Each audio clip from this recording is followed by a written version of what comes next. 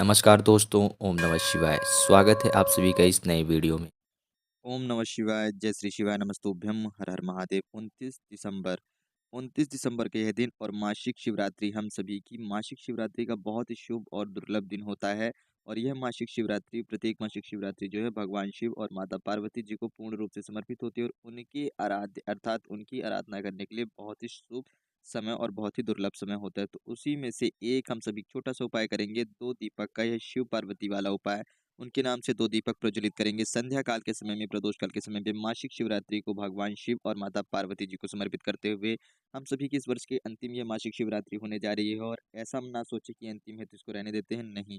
प्रत्येक मासिक शिवरात्रि बहुत ही महत्वपूर्ण होती है, तो इसलिए इस मासिक शिवरात्रि को भी हम विशेष रूप से भगवान शिव और माता पार्वती जी की पूजा आराधना करके अपने आराध्य को याद करते हुए ही इस वर्ष का समापन करेंगे और आने वाले नव वर्ष का आगमन का स्वागत करेंगे। तो संपूर्ण विधि, संपूर्ण जानकारी जानेंगे और समझेंगे पूज्य गुरुदेव जी की ही अनुकंपा कृपा से। तो चलिए जानते हैं और समझते हैं कि हम सभी को छोटा सा अद्भुत विशेष उपाय कैसे और किस क्रिया अनुसार करना चाहिए। आइए आगे बढ़ते हैं वीडियो में।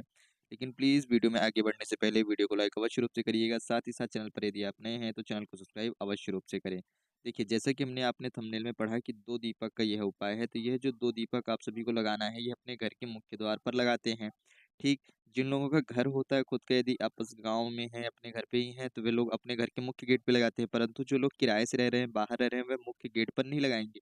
वह अपने कमरे के बाहर का जो गेट होता है, यानी कि उनके जिस गेट से वह अपने हॉल में प्रवेश करते हैं, जैसे फ्लैट हो या रूम ले रखा है, कुछ भी है, तो जो मेन जिस गेट को खोलने पर वह अपने कमरे कमरे के बाहर आ जाए, उस गेट के पास लगाएँगे। ठीक है? यहाँ पर अब आप सभी लोग ये सोच रहे हैं कि 2 दीपक हम सभी को लगाने हैं, तो एक दीपक हम क्या करेंगे, गेट के बाहर लगाएँगे, तो एक दीपक इस गेट के इस साइड लगा देंगे, एक दीपक इस साइड लगा देंगे। ऐसा बिल्कुल भी नहीं करना है, दोनों दीपक आपको एक ही साइड में लगाना है।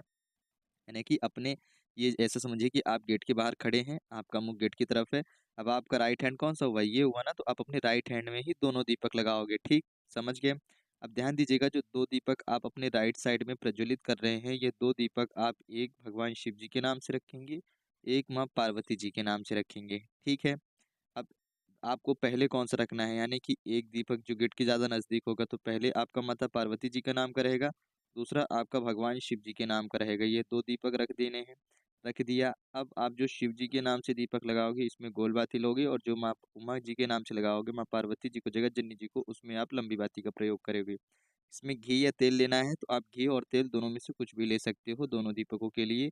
चाहे तो आप घी ले लो या फिर चाहे तो आप तेल ले लो, ठीक है? दीपक को जब आप अपने प्रज्वलित करोगे, तो जब आप भगवान शिव जी का दीपक प्रज्वलित करोगे, तो कुंदकेश्वर महादेव जी का नाम लोगे, और जब आप ये वाला दीपक प्रज्वलित करोगे माता पार्वती जी का, तो आप माँ उमा जी के नाम से इस दीपक को प्रज्वलित करोगे। और साथ ही साथ दीपक के नीचे क्या रखना है, तो दीपक के नीचे हम सभी को रखना है काली तिल। भगवान शिव जी के दीपक के नीचे भी काली तिल रखेंगे, माता पार्वती जी के दीपक के नीचे भी काली तिल रखेंगे, और यह दोनों दीपक प्रज्वलित करके रख देंगे।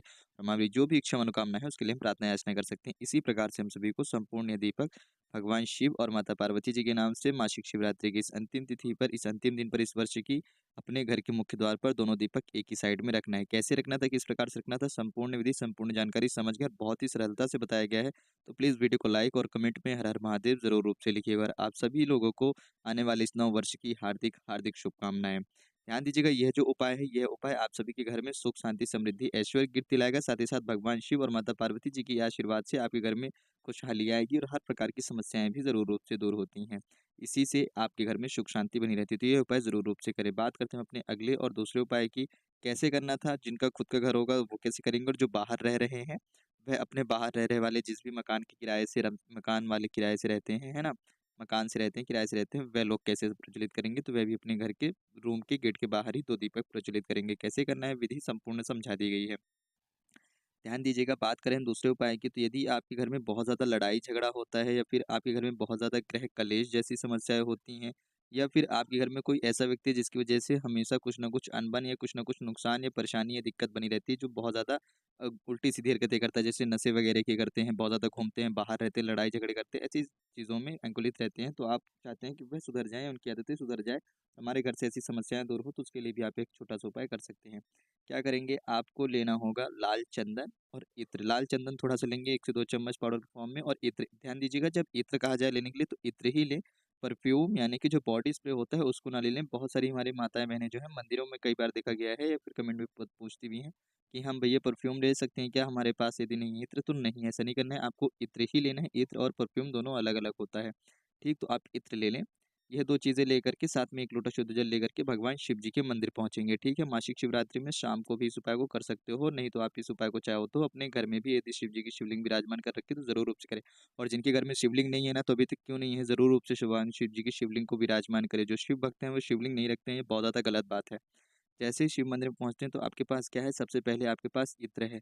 आप इत्र कहाँ से समर्पित करोगे? माता जगत जननी जी के हस्तकमल पर समर्पित करोगे, माता उमा जी के स्थान पर समर्पित करो। यहाँ पर इत्र समर्पित कर दिया। इत्र समर्पित कर देने के बाद जो आपके पास लाल चंदन है, इस लाल चंदन से लेपन भी आप इसी स्थान पर करोगे जहाँ पर आपने इत्र समर्पित किया है।